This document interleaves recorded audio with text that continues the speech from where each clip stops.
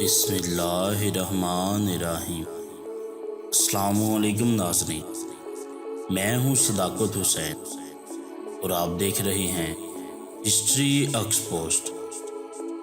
ہنزا نگر سے چین کی سرحد تک خوابوں کا سفر۔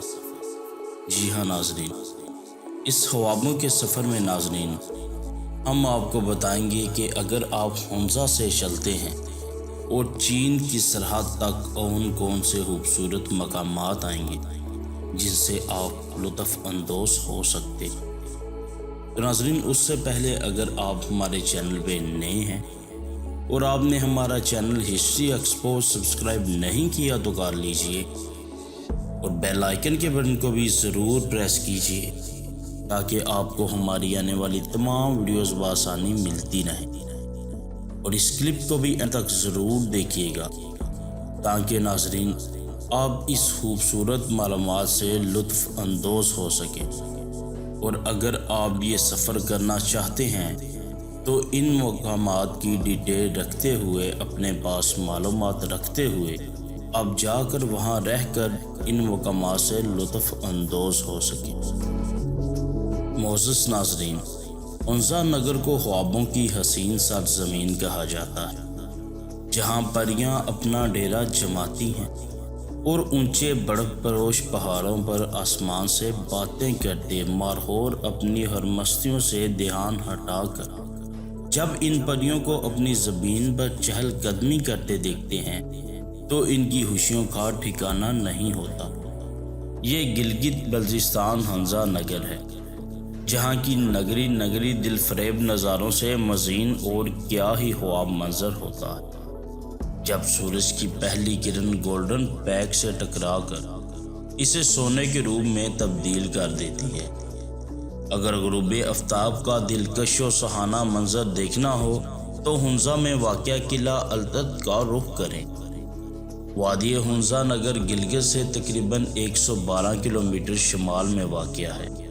یہ وادی سطح سمندر سے تقریباً 2438 میٹر بلند ہے۔ یہاں زیادہ تر بروش کی زبان بولی جاتی ہے۔ ہنزا نگر کو چاروں طرف سے بلند و بالا برف پوش پہاڑوں نے اپنے حصار میں لیا ہوا ہے۔ ان برف پوش پہاڑی چوٹیوں میں مشہور راکا پوشی 7788 metre, Hispar pack 7611 metre, الٹر pack 7388 metre اور لیڈی فنگر 6000 میٹر قابل ذکر ہیں۔ دنیا میں شاید ہی کوئی اتنا خوبصورت خطہ ہوگا جہاں اس طرح کے بلند قامت چوٹیوں کا راج ہوگا۔ مزید ناظرین، ہنزا نگر ایک بادشاہی ریاست پر مشتمل خطہ تھا جہاں کے حکمران کو میر کہا جاتا تھا۔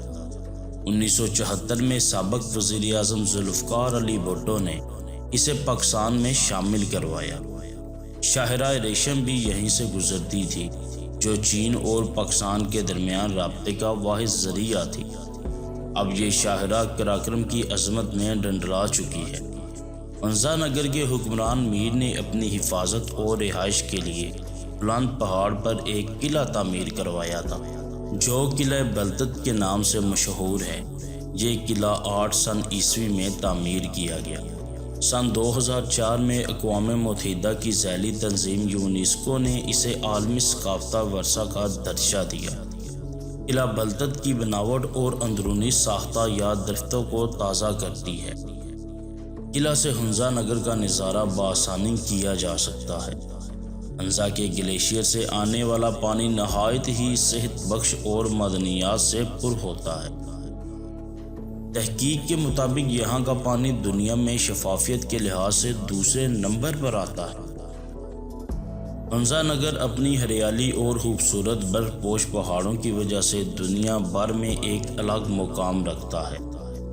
دریائے ہنزا مختلف علاقوں سے ہوتا ہوا پہلے دریائے گلگت کا حصہ بنتا ہے اور پھر دریائے سندھ میں مل جاتا ہے۔ ہنزا نگر میں سیب، ناشپاتی، آڑو، چیڑی، اخروٹ اور خوبانی کے جا بجا باغات نظر آتے ہیں، بلکہ یہاں کی خوبانی تو ساری دنیا میں مشہور ہے۔ اس وجہ سے اسے خوابوں کا دیس بھی کہا جاتا ہے، اور خوبانی سے بنے کیک کا تو یہاں کوئی ثانی ہی نہیں۔ ہنزا نگر کے پہاڑوں پر بدھ مت سے تعلق رکھنے والے نقش و نگاری جا بجا کندہ کی ہوئی نظر آتی ہے، جو تجارت کی غرض سے آنے والے افراد نے نقش کی تھی۔ حادثاتی طور پر وجود میں آنے والی عطا آباد جھیل قدرت کا انمول تحفہ ہے، جو علاقے کی پہچان بھی ہے۔ یہ جھیل 2010 میں ایک بہت بڑی لینڈ سلائیڈنگ کی وجہ سے وجود میں آئی، جو تقریباً 21 کلومیٹر پر مشتمل ہے اور اس کی گہرائی تقریباً 360 فٹ کے قریب ہے۔ لینڈ سلائیڈنگ کی وجہ سے یہاں مختلف گاؤں بھی متاثر ہوئے تھے۔ اس جھیل نے کم سے کم 13 کلومیٹر شاہراہ کو اپنے نرگے میں لیا ہوا ہے، چنانچہ نقل و حمل میں شدید دشواری کا سامنا رہتا ہے، جس کے باعث مقامی تجارتی قافلے برذریعہ لانچ اور کشتیوں کے ذریعے 19 کلومیٹر کا فاصلہ طے کرنے کے بعد شہر قراقرم تک پہنچتے ہیں۔ لہٰذا ان تمام عوامل کو دیکھتے ہوئے حکومت چین نے نقل و حمل کو بلا کسی رکاوٹ جاری رکھنے کے لیے پہاڑوں کے اندر 3 ڈیم تعمیر کیے ہیں، جن میں سب سے بڑے ڈیم کا فاصلہ تقریباً 7 کلومیٹر پر محیط ہے۔ ڈیم سے گزرتے ہوئے عطا آباد کی سحر انگیز کو دیکھ بھی نہیں پاتے کہ دوسرا ڈیم اپنی آغوش میں لے لیتا ہے، اور یہ آنکھ مچولی کسی نعمت سے بھی کم نہیں ہے۔ عطا آباد جھیل کا پانی سطح سمندر سے بلندی پر ہونے کی وجہ سے گہرا نیلا ہے، جو اپنی خوبصورتی پر بہت مطمئن ہے۔ سفر کرتے ہوئے ہنزا نگر سے چائنا بارڈر ہنجراب پاس کرتے ہیں تو شاہراہ قراقرم مددگار و معاون ہوتا ہے۔ ہنزا کے علاقے باسوں کے سفر میں دلکش و دل فریب نظارے ہر تھوڑی دیر بعد آپ کو رکنے پر مجبور کرتے ہیں۔ دریائے ہنزا بھی آپ کے ساتھ ساتھ ہوتا ہے، کہیں پر دریا بہت زیادہ شور مچاتا ہے تو کہیں پر خاموش سے اپنا سفر طے کرتا ہے۔ تقریباً 45 کلومیٹر کا فاصلہ طے کرنے کے بعد آپ گلمٹ پہنچ جاتے ہیں۔ یہ 100 سال پرانا تاریخی قصبہ ہے۔ یہاں سیاحوں کے لیے کئی ہوٹل اور چھوٹا سا میوزیم بھی دلچسپی کا باعث بنتا ہے۔ یہ اپنے نام کی طرح خوبصورت اور خوشبوؤں سے لبریز ایک حسین قصبہ ہے۔ یہاں کا قدرتی حسن اپنے جوبن پر ہوتا ہے۔ گلمٹ سے شاہراہ قراقرم پر سفر کرتے ہوئے 16 کلومیٹر پر باسو کا مشہور قصبہ آپ کا استقبال کرتا ہے۔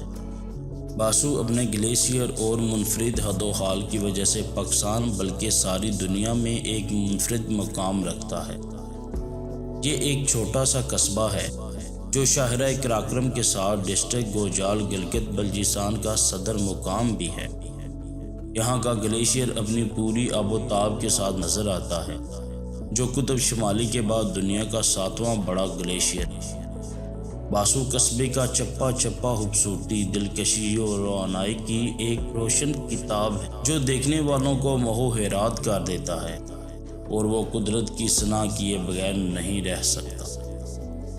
ٹوپوڈن، جو کہ پسو کونس کے نام سے ساری دنیا میں مشہور ہے، 6106 میٹر بلند اور قصبہ باسو سے شمال کی جانب واقع ہے، جو اپنے منفرد حد و حال کی وجہ سے گلگت بلتستان میں سب سے زیادہ فوٹوگرافی کا اعزاز رکھتا ہے۔ یہاں کے تمام مناظر ایک عکاسی لفظوں میں نہیں کی جا سکتی۔ باسو سے شاہراہ قراقرم کی بلکھاتی سڑک پر سفر کرتے ہوئے حسین نظاروں سے اپنی نظروں اور ذہنوں کو معطر کرتے ہوئے تقریباً 39 کلومیٹر کا سفر طے کرنے کے بعد سوئٹس کے مقام پر پہنچ جاتے ہیں۔ سوئٹس دراصل ڈسٹرکٹ گوجال کا ایک گاؤں ہے، جو پاکستان اور چین کے درمیان واقع ہے۔ یہ قصبہ پاک چین شاہراہ قراقرم پر سفر کرنے والوں کا ایک اہم پڑاؤ ہے۔ اس مقام پر ایک ڈرائی پورٹ قائم کیا گیا ہے، جو پاک چائنا تجارت کا اہم ستون ہے۔ یہاں چاروں طرف بلند و بالا پہاڑی سلسلہ ہے اور بلند پہاڑوں سے عظیم شاہراہ قراقرم پر سفر کرتی گاڑیاں ایک عجیب ہی منظر پیش کرتی ہیں۔ جب گلگت بلتستان کی حسین تتلی نما رنگی برنگی جبیں دنیا کی 8ویں عجوبے شاہراہ قراقرم پر سیاحوں کے ذہنوں کو جلائے بخشے کے لیے محو سفر ہوتی ہیں، کیا کمال منظر ہوتا ہے جسے بیان کرنا ناممکن ہے۔ ہنجراب نیشنل پارک سوئس سے شروع ہو کر پاک چائنا بارڈر تک پاکستان میں جاتا ہے۔ انجراب نیشنل پارک پاکستان کا تیسرا بڑا نیشنل پارک ہے۔ اس کا قیام 1975 میں عمل میں آیا۔ یہ سطح سمندر سے تقریباً 4000 میٹر بلند ہے۔ اس کے قیام کا اہم مقصد مارکو پولو بھیڑیے اور سفید برفانی چیتے کی مخدوم ہوتی ہوئی نسل کو بچانا ہے۔ اس میں سفید چیتے، ہمالین آئی بیکس، بھیڑیے ریچھ، لال لومڑی، مارکو پولو بھیڑیے اور دیگر اقسام کے جانور پائے جاتے ہیں۔ اس کے علاوہ پرندوں کی بھی کئی اقسام ہیں۔ انجراب نیشنل پارک کو دنیا کا سب سے اونچا پارک ہونے کا اعزاز بھی حاصل ہے۔ اس کا کل رقبہ تقریباً 2270 اسکوائر کلومیٹر ہے۔ پہاڑوں کے درمیان بلکھاتی عظیم شاہراہ قراقرم پر سفر کرتے ہوئے چائنا بارڈر آ جاتا ہے۔ پاک چائنا سرحد سب سے بلند ترین سرحد ہے، جس کی اونچائی سطح سمندر سے تقریباً 15,357 فٹ بلند ہے۔ پاک چائنا تجارتی آمد و رفت اسی سرحد سے ہوتی ہے، اور جب چین سے تجارتی قافلوں کے ٹرک پاکستانی حدود میں داخل ہوتے ہیں تو یہ دلکش منظر آنکھوں کو حیران کر دینے کے لیے کافی ہوتا ہے۔ سیاحوں کی کثیر تعداد یہاں کا رخ کرتی ہے۔ یہاں ATM سروس بھی میسر ہے۔ اس کو دنیا کی بلند ترین ATM سروس بھی کہا جا سکتا ہے۔ یہ سروس -40 ڈگری سینٹی گریڈ پر بھی کام کر سکتی ہے۔ پاک چائنا سرحد پر سیاح دونوں ملکوں کی فوج کے ساتھ تصاویر بناتے ہیں تاکہ ان یادگار لمحات کو زندگی بھر یاد رکھا جائے۔ انزا نگر گلگت بلتستان سے خوابوں کا یہ سفر درہ انجراب پاک چائنا سرحد پر اختتام پذیر ہوتا ہے، لیکن سفر میں پائے جانے والے قدرتی رنگ، پہاڑوں کی ہیبت، دریاؤں کی روانی اور پہاڑوں پر ڈوٹے مارہور سب سے بڑھ کر عظیم شاہراہ قراقرم کا ساتھ جسم و روح کو نئی تازگی عطا کرتا ہے۔ اس سے یہ بات دل میں پختہ ہو جاتی ہے کہ پاکستان کو قدرت تازگی عطا کرتا ہے۔ اس سے یہ بات دل میں پختہ ہو جاتی ہے کہ پاکستان کو قدرت نے اس کائنات کا خوبصورت ترین خطہ عطا کیا ہے۔ یقیناً ناظرین، یہ سن لینے کے بعد، یہ جان لینے کے بعد اب سبحان اللہ کہے بغیر نہیں رہیں گے۔ امید ہے ناظرین آپ کو آج کا ہمارا یہ کلپ بے شمار پسند آیا ہوگا۔ ناظرین کمنٹ سیکشن میں اپنے رائے کا اظہار ضرور کیجیے گا۔ اب ہمیں اجازت دیجیے، دعاؤں میں یاد رکھیے گا۔ السلام علیکم ورحمۃ اللہ وبرکاتہ۔